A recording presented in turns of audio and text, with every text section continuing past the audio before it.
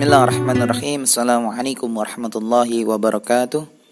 Alhamdulillah rabbil alamin wa bihi nasta'inu ala umuri dunya waddin wassalatu wassalamu ala asrafil anbiya'i wal mursalin sayyidina wa maulana Muhammadin wa ala alihi washabbihi ajma'in, amma ba'du.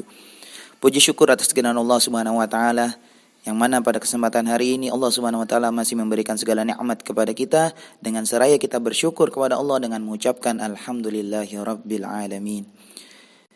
Para pemirsa yang insya Allah dimuliakan Allah, saya bersama Al-Ustadz Abdurrahman Asy-Syaukani. Assalamualaikum Pak Ustadz.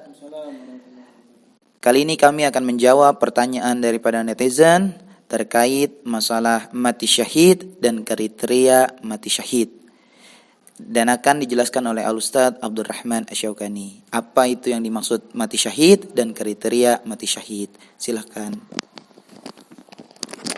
Baik, terima kasih kepada akhina fillah Ustaz Mi'raj Maulana yang telah menyampaikan sambung lidahnya pertanyaan yang disampaikan oleh netizen, yaitu mengenai tentang mati syahid dan kriteria orang-orang yang dikatakan mati syahid seperti itu. Baik, bismillahirrahmanirrahim. Allahumma shalli ala sayyidina Muhammad wa ala ali sayyidina Muhammad. Kita ambil dari salah satu hadis saja, akhi. Itu hadis dari Abu Hurairah radhiyallahu anhu. Suatu ketika Nabi sallallahu alaihi wasallam bersabda, asyuhada'u khamsatun.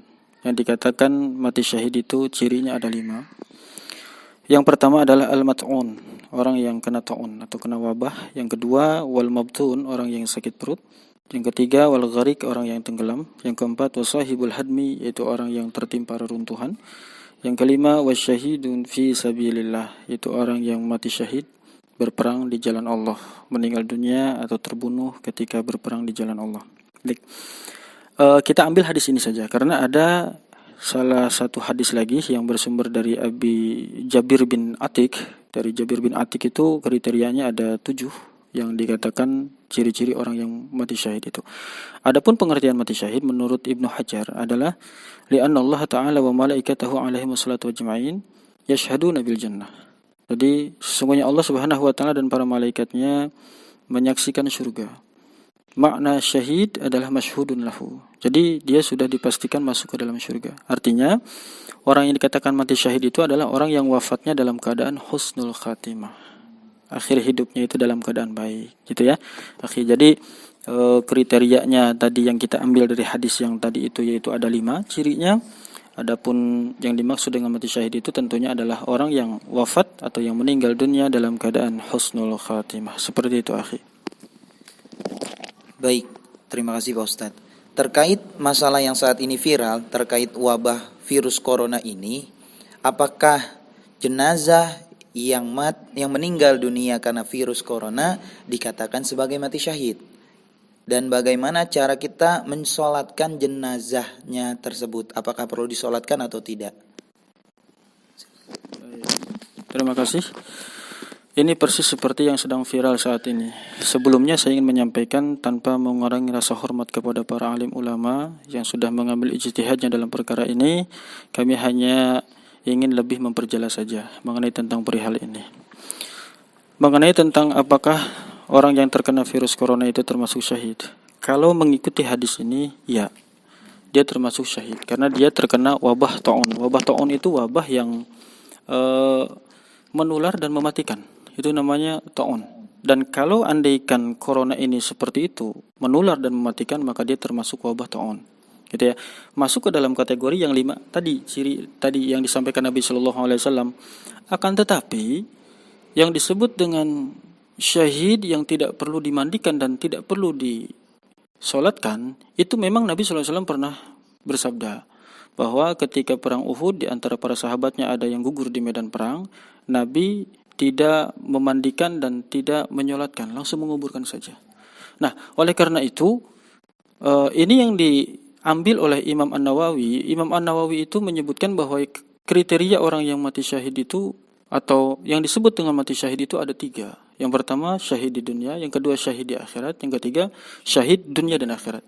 Adapun Ibnu Hajar berpendapat ada 2, syahid di dunia dan syahid dunia dan akhirat. Seperti itu. Maka yang terkena virus ta'un atau corona ini sebetulnya dia memang termasuk syahid. Akan tetapi dia masih punya kewajiban untuk dimandikan dan disolatkan. Oke, katakanlah kalau kita mandikan dia penuh dengan kekhawatiran, maka mandikanlah tidak lazim seperti yang lainnya. Cukup diguyur dengan air 1 batok atau 2 batok. Itu pun sudah sama dengan hukum memandikan. Atau ditayamumkan. Oke, kita ambil daruroh yang sangat tinggi. Ini khawatir yang sangat tinggi, berbahaya dan lain sebagainya. Akhirnya tidak dimandikan. Gak apa-apa, tidak dimandikan. Akan tetapi untuk disolatkan tetap wajib. Disolatkan itu minimalnya 1 orang yang mewakilkan untuk menyolatkan dia itu sudah sah. Bukankah dalam hukum fikih Islam mengenai tentang solat jenazah ini, apabila jenazah tidak ada, maka tetap solat jenazah bisa didirikan, namanya solat ghaib. Oleh karena itu, ini bagian daripada menghiburnya kita kepada keluarga yang ditinggalkan dalam keadaan musibah, maka kita hibur mereka dengan ikut mendoakan saudara kita yang meninggal dunia itu dengan mendirikan salat gaib. Seperti itu. Ya, dan juga ini bagian daripada hak si mayit tadi untuk mendapatkan hak sebagai hakul muslim dari kita, yaitu kita diwajibkan untuk memberikan haknya dia, yaitu salah satunya adalah menyolatkan jenazah tersebut. Seperti itu akhi ya. Perlu penjelasan yang lebih lebar lagi, yang lebih rinci lagi. Sekalipun orang yang mati dalam keadaan terkena virus corona ini dikatakan syahid, belum tentu masuk surga. Karena kalau dia ternyata ahli maksiat, tidak pernah beribadah kepada Allah Subhanahu wa taala, maka syahidnya cuma syahid di dunia, tapi ada hisab tetap di akhirat nanti. Seperti itu. Ya, jadi syahidnya syahid di dunia akan tetapi tidak mendapatkan pahala di akhirat nanti. Kayak gitu, tetap ada hisabnya. Jadi yang dikatakan bebas dari hisabnya Allah Subhanahu wa taala, masuk ke dalam surganya Allah, yaitu jihad fi sabilillah, yang bertempur akhirnya meninggal dunia hanya semata-mata mengharapkan keridhaan di sisi Allah semata, tidak ingin dipandang dirinya kuat dan hebat hanya karena Allah semata, maka itulah pahala yang tertinggi di sisi Allah Subhanahu wa taala. Ya, jadi untuk yang kena wabah ini, corona ini, dia termasuk syahid ya, karena dalilnya jelas. Akan tetapi ini tidak bisa disamakan dengan syahid dalam kategori yang gugur di medan peperangan. Seperti itu akhi ya. Jadi tetap ada hisab di sisi Allah Subhanahu wa taala. Dia tetap punya kewajiban untuk menghadapi hisabnya Allah Subhanahu wa taala, terlebih kalau dia itu ternyata bukan ahli ibadah. Gitu ya, kan enak banget ya akhi. Dia bukan ahli ibadah, lalu terkena taun, terkena wabah, lalu meninggal dunia, lalu tidak dihisab masuk ke dalam surga begitu saja. Oh tidak, karena syaratnya untuk menerima itu menjadi syahid, ketika orang yang sakit perut ini menjadi syahid, selama dia sakit perut itu sabiran wa muhtasiban, dia sabar menerima ujian dari Allah itu, sakit perutnya itu, wa muhtasiban, dan dia hanya mengharapkan pahala di sisi Allah semata, dan tidak ada kata ngersulo, rasa marah kepada Allah dan lain sebagainya, enggak ada sama sekali. Jadi dia sabiran wa muhtasiban, dia sabar dan hanya mengharapkan pahala di sisi Allah semata. Itu ketika dia wafat, maka husnul khatimah yang seperti inilah yang mendapatkan syahid di sisi Allah Subhanahu wa taala. Mungkin itu saja akhi, wallahu a'lam bishawab. Terima kasih apa yang telah disampaikan oleh Ustaz Abdurrahman Syaukani. Mudah-mudahan kita semua dapat mengamalkannya dan kita semua dapat mengambil pelajaran apa yang telah beliau sampaikan kepada kita semua. Para pemirsa yang insyaallah dimuliakan Allah Subhanahu wa taala, silahkan para pemirsa yang ingin bertanya kepada kami, insyaallah akan kami jawab di pertemuan yang selanjutnya.